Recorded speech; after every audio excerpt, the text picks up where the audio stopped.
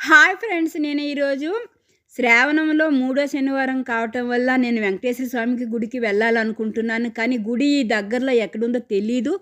ఎందుకంటే నేను ఈ ఏరియాకి కొత్తగా మేము వచ్చామన్నమాట. సరే అని చెప్పేసి పక్కలో ఒక చిన్న బడ్డీ కొట్టు ఉంటే వాళ్ళకి అడిగాను.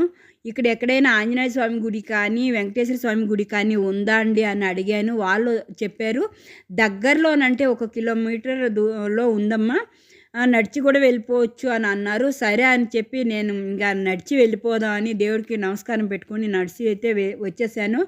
నేనైతే గుడికి చేరుకున్నాను. నాకు ఇక్కడ కొంతమంది భక్తులైతే ఉన్నారు.